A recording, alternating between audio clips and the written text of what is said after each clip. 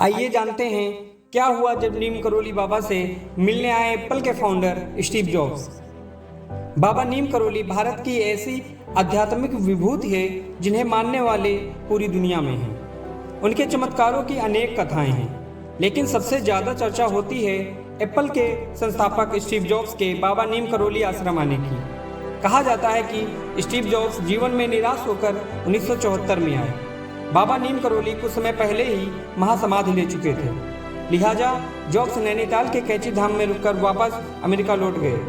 फिर उन्होंने Apple company की स्थापना की और माना जाता है उन्होंने एप्पल का इसलिए नाम रखा इसका क्योंकि नीम करोली बाबा को एप्पल बहुत पसंद थे और वो कालांतर में दौलत और शोहरत के शिखर तक पहुँचे।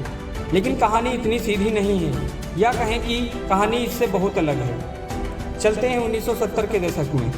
स्टीव जॉब्स के एक मित्र थे रॉबर्ट फ्रीडलैंड। जॉब्स के जीवन पर उनका इतना असर था कि बहुत सी फ्रीडलैंड की आदतें जॉब्स ने अपना ली थी। बहरहाल फ्रीडलैंड 1973 में भारत आए थे और बाबा नीम करोली के सानिध्य में कुछ दिनों रहे। वापस लौटे तो वह गिरवे कपड़े और खड़ाओं में देखे जाने लगे। जॉब्स मार्गदर्शन के लिए उनके पास जाया करते थे। जॉब्स की कुछ आदतें फ्रीडलैंड को भी आकर्षित करती थीं, जैसे वह अक्सर नंगे पांव रहते थे और वह अपने धुन के बहुत पक्के थे। मैं कौन हूँ यह जानने आए थे स्टीव जॉब्स। जॉब्स ने बाबा नीम करोली के बारे में फ्रीडलैंड से सुना ही था और ठान लिया था कि भारत जाएंगे। इस बारे में जॉब्स ने कहा था, भारत जाना किसी रोमांच की खोज के लिए नहीं था, वह मेरे लिए एक गंभीर खोज थी। मैं आत्म साक्षात्कार के विचार से आकर्षित हुआ था, जानना चाहता था कि मैं आखिर हूँ कौन। जॉब्स के मित्र कहते हैं कि असल में खुद को जानने की चाह जॉब्स के दिल में बहुत कुछ इसलिए थी क्योंकि वह जानना चाहते थे कि उन्हें जन्म देने वाले माता पिता थे कौन। जॉब्स के जन्म के बाद उनके माता पिता ने उन्हें अनाथालय को दे दिया था। बाद में उन्हें पॉल जॉब्स और क्लारा ने गोद लिया। जिंदगी भर जॉब्स इसी एक खालीपन को भरते रहे। इसे भरने ही वह भारत और अंततः नीम करोली बाबा के आश्रम आए। वह भारत कैसे आए, पैसों का कैसे इंतजाम किया, वह एक अलग कहानी है। जॉब्स की एक और आदत थी कि उन्हें मांसाहार से चिढ़ थी। बहरहाल जब वह 1974 में भारत आए तो कुछ समय हरिद्वार में चल रहे कुंभ मेले में रहे, लेकिन फिर वहां से नैनीताल आए। इससे पहले ही बाबा नीम करोली 1973 में देह त्याग चुके थे। गांव-गांव पैदल घूमे थे जॉब्स।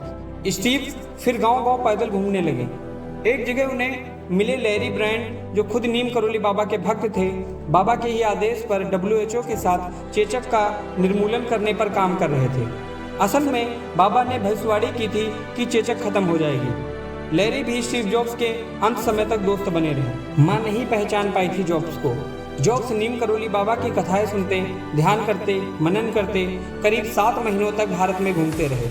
जब वह अमेरिका पहुंचे तो एकदम बदले हुए थे। उन्होंने ओकलैंड एयरपोर्ट से अपने परिवार को फ़ोन किया कि मुझे आकर एयरपोर्ट से ले जाओ। जॉब्स याद करते हैं, मैं एयरपोर्ट पर बैठा हुआ था। कम से कम 5 बार मेरे माता पिता मेरे पास से गुजर गए, लेकिन मुझे पहचान नहीं सके। आखिर में उनकी माँ उनके पास आकर रुकी और पूछी, स्टीव ने कहा हाँ। स्टीव जॉब्स का सिर घुटा हुआ था, सूती ढीला चोगा पहना था, रंग एकदम सांवला हो गया था। स्टीव जॉब्स के अंदर बाबा नीम करोली का अहम स्थान रहा। उनके अंतिम समय में उनके दोस्त लैरी उनके साथ थे। वह कहते हैं कि उसने मुझे बुलाकर पूछा, क्या तुम अब भी भगवान में भरोसा करते हो? लैरी ने कहा हाँ। फिर दोनों कुछ देर ईश्वर और उस तक पहुंचने के रास्तों पर बात करते रहे। अचानक लैरी ने जॉब्स से पूछा, कुछ गड़बड़ हो गई क्या? जॉब्स ने धीरे से कहा, मुझे कैंसर है। स्टीव जॉब्स की मौत 5 अक्टूबर 2011 को अग्नाशय या पैनक्रियाज के कैंसर से हो गई। लोग बताते हैं उनके तकिए के नीचे से बाबा नीम करोली का छोटा सा फोटो मिला था। स्टीव जॉब्स का आत्म साक्षात्कार की खोज पूरी हुई कि नहीं, या तो किसी को नहीं पता, लेकिन यह जरूर पता है कि बाबा नीम करोली की उंगली जरूर उन्होंने आखिरी सांस तक नहीं छोड़ी। अगर आपको ये स्टोरी अच्छी लगी हो तो लाइक, शेयर एंड सब्सक्राइब जरूर करें। धन्यवाद। जय हिंद। भारत माता की जय।